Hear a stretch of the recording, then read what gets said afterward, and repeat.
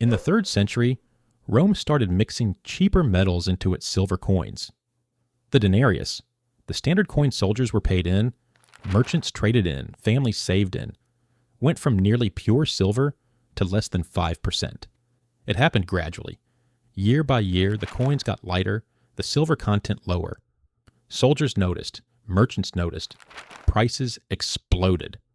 The empire that ruled the known world was brought to its knees, not by an invasion, but by debasing its own money, and the people who held real gold and real silver outside the system, they were the last ones standing.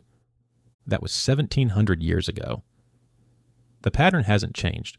4,000 years ago, a king stored his wealth in gold. His blacksmith stored his in silver. When the kingdom fell, both survived. The merchants, who held only the king's promises, lost everything. Gold and silver have outlasted every empire, every currency, and every financial system humans have ever built. But they're not the same thing.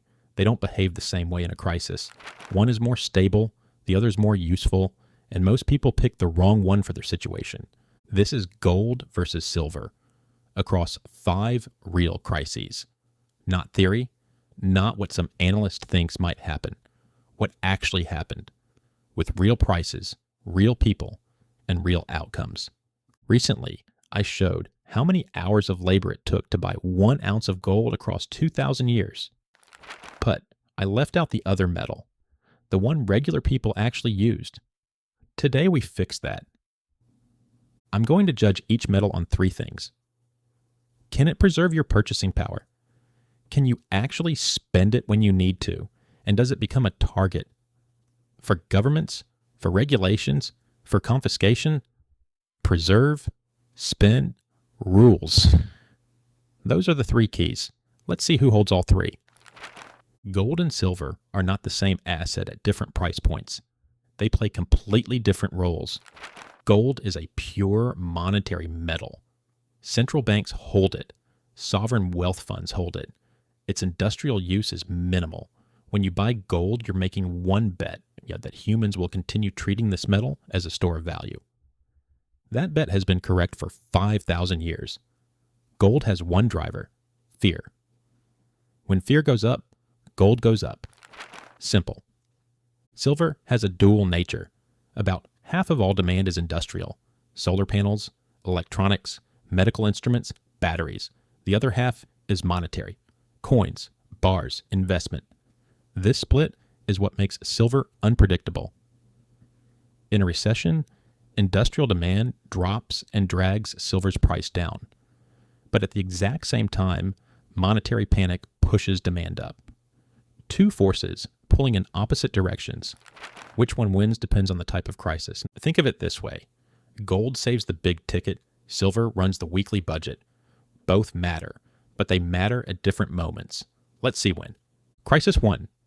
Weimar Germany, 1920 to 1923. This one is about spending.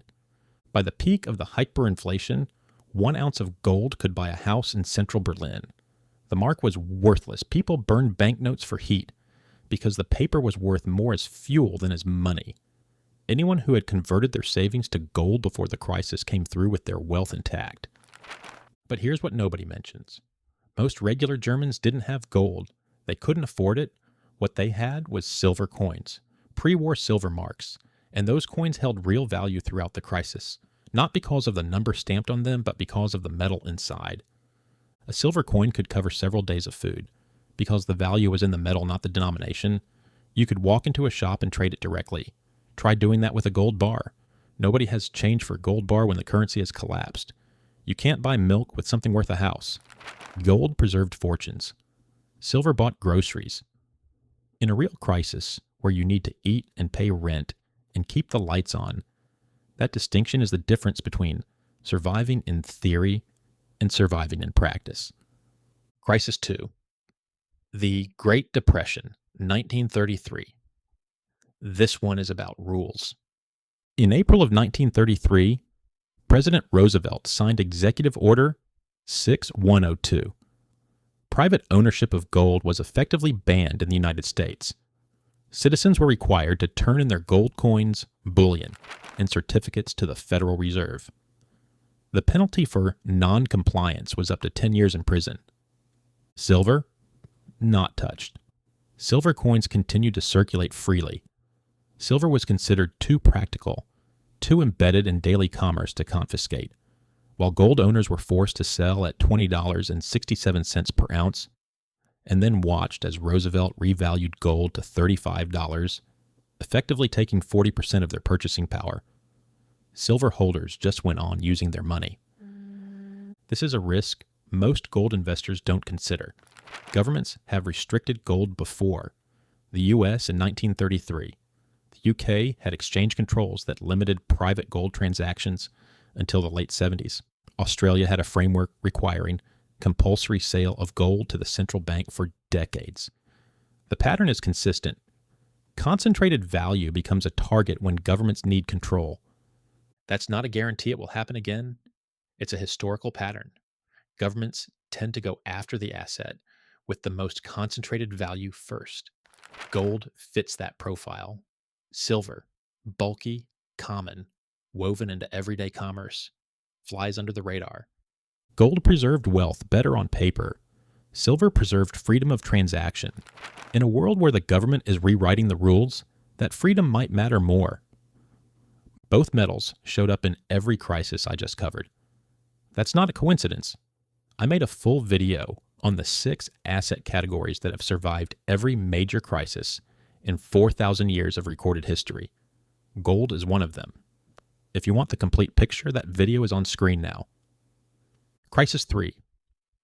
The 1970s, stagflation, the end of the gold standard, and the biggest precious metals bull market in modern history. This one is about asymmetry. In August of 1971, Nixon took the dollar off gold.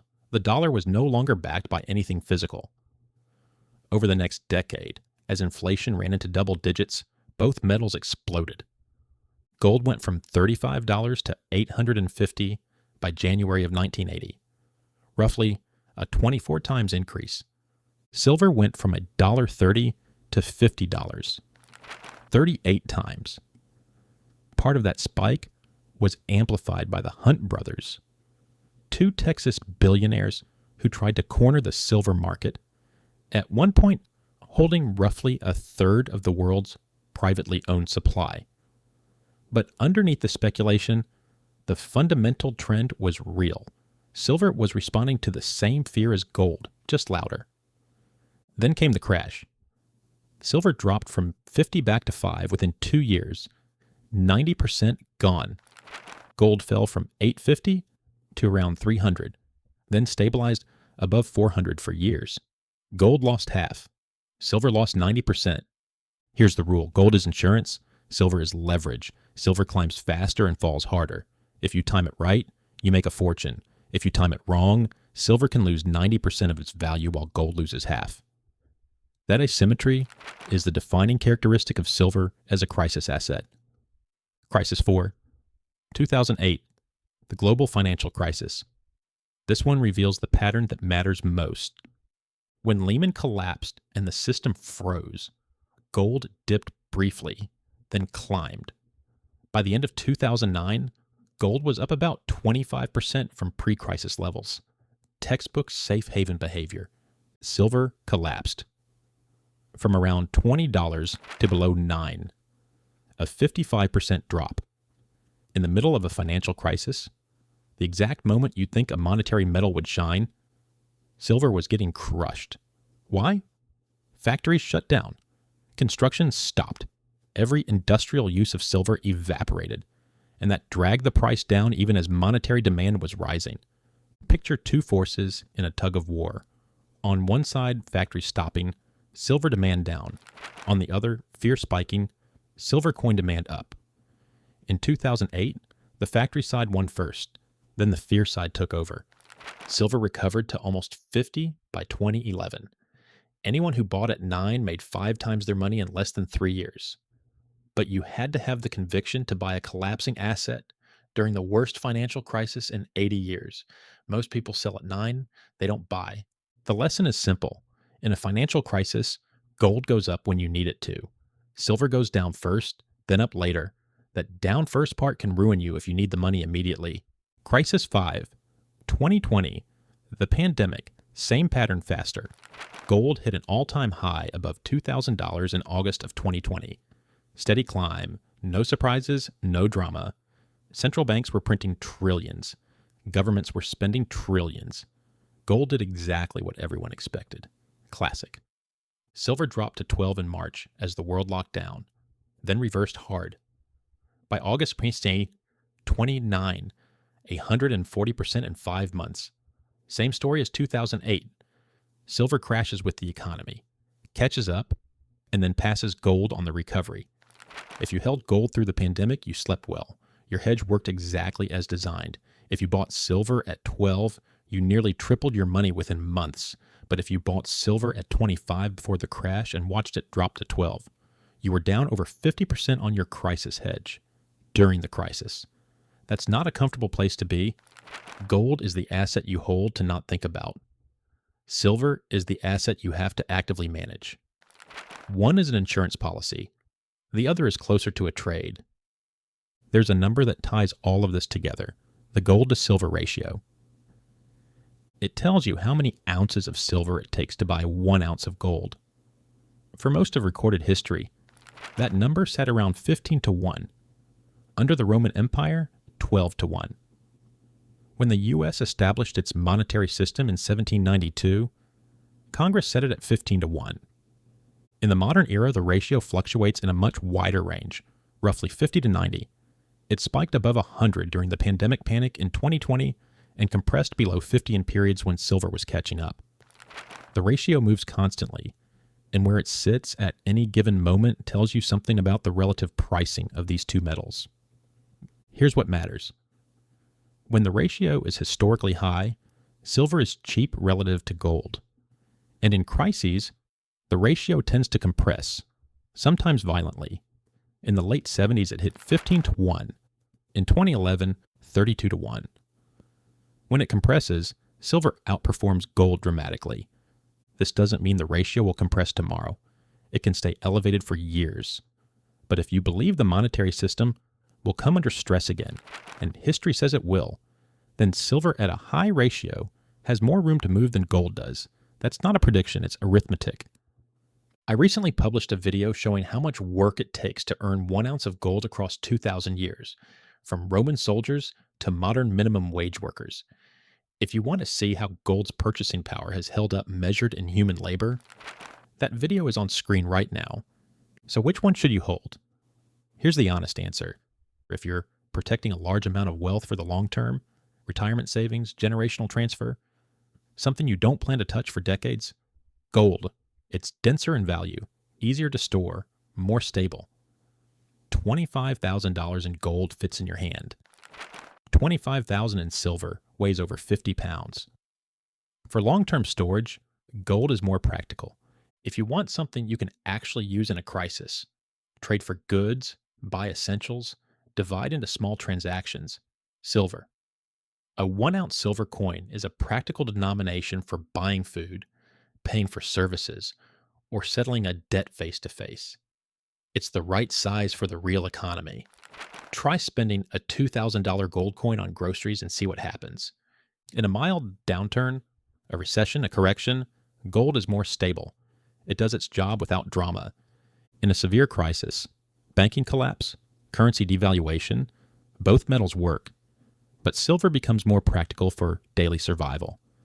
You can't buy bread with a gold bar. You can with a silver coin. In a full currency crisis, Weimar, Argentina, Venezuela, both become essential. Gold preserves your wealth.